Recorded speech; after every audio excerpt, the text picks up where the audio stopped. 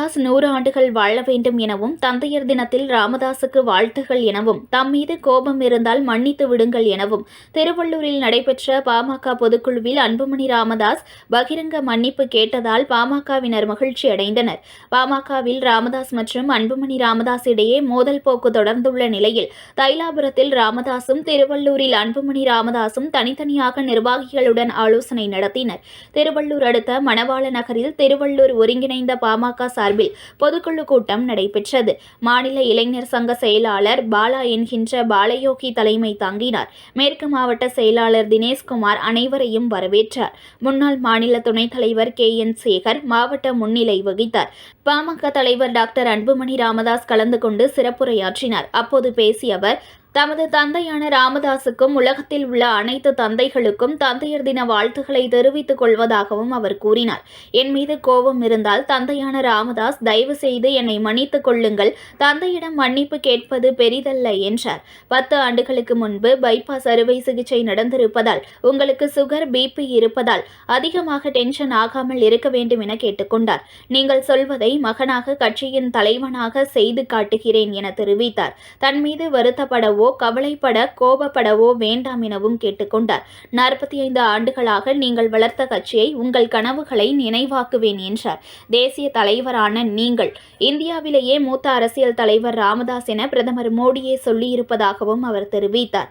பாமகவில் தந்தைக்கும் மகனுக்கும் நடைபெற்று வரும் மோதல் நீண்ட நாட்களாக நீடித்து வரும் நிலையில், அன்புமணி தனது தந்தையிடம் மாவட்ட பொதுக்குழு மேடையில் பகிரங்கமாக மன்னிப்பு கேட்டிருப்பது பாமக கட்சி தொண்டர்களை மகிழ்ச்சியடைய செய்துள்ளது. மேலும் பேசிய அவர், பொய் வாக்குறுதிகளை கொடுத்து மக்களை ஏமாற்றுகிறது திமுக அரசு எனவும், திமுக ஆட்சியின் கவுண்டவுன் இன்றிலிருந்து ஆரம்பிக்கிறது எனவும், சமூக நீதி என்றால் என்னவென்று ஸ்டாலினுக்கு தெரியவில்லை எனவும், தமிழகத்தை ஆள தகுதியான ஒரே கட்சி பாமக எனவும், ஜூலை 25 தமிழக மக்களின் உரிமை மீட்பு பயணம் 100 நாட்கள் தொடங்கப்பட உள்ளது எனவும், 10 கோரிக்கைகளை வலியுறுத்தி ராமதாஸ் பிறந்த நாளான ஜூலை 25 நடைப்பயணம் தொடங்க உள்ளதாகவும் தெரிவித்தார். மருத்துவர் ஐயா அவர்கள் நீண்ட ஆயுளுடன் வாழ வேண்டும். 100 ஆண்டுகளுக்கு மேல் நல்ல ஆயுளுடன், நல்ல மன நிம்மதியுடன், நல்ல உடல்நலத்துடன், மகிழ்ச்சியோடு வாழ வேண்டும். அது ஒரு மகனாக என்னுடைய கடமையும் கூட. மருத்துவர் ஐயா அவர்கள் என் மீது ஏதாவது கோபம் இருந்தால், ஐயா அவர்களை தயவு செய்து என்னை மன்னித்துக் கொள்ளுங்கள்.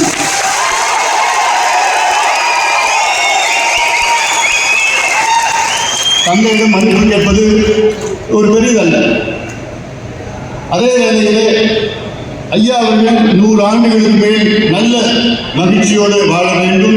அது ஒரு மகனுடைய கடமையும் கூட.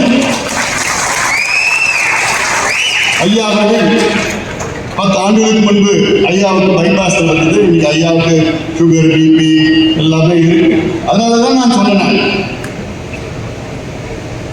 நீங்க நல்லா நல்ல உடல்நலத்தோட இருக்கணும், டென்ஷன் ஆகாது. நீங்க சொல்லுங்க, என்னென்ன செய்யணும்னு சொல்லுங்க. ஒரு மகனாக, கட்சியின் தலைவராக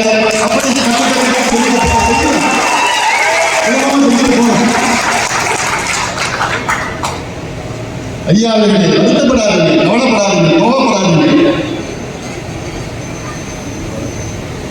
ஏன்னா இது நீங்க உருவாக்குற கட்சி. உங்களுடைய கனவுகளை நனவாக்குவோம்.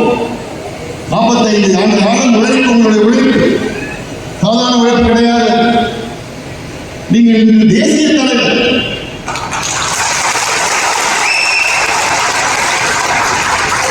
கடந்த ஆண்டு பாரத பிரதமர் மோடி அவர்கள் வந்து சொன்ன வார்த்தைகள் எல்லாம் மறக்க முடியாது.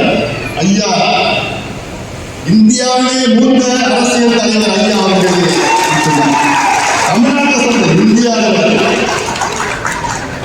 அந்த மதிப்பு மரியாதை எல்லாருக்கும் எங்களுக்கு எல்லாருக்கும் இருக்கிறது. ஆக இந்த தந்தையர் தினத்தில் உலகில் வாழ்ந்த அத்துணை தந்தையர்களுக்கும் என்னுடைய வாழ்த்துக்கள், பாராட்டுகளை தெரிவித்து இந்த நிகழ்ச்சியை மிக சிறப்பாக நடத்தி கொண்டிருக்கின்ற அனைத்து மாவட்டங்களும் நான் வந்து தினேஷ் மட்டும் சொன்ன மாவட்டம் வச்சுருக்காங்க எல்லாம்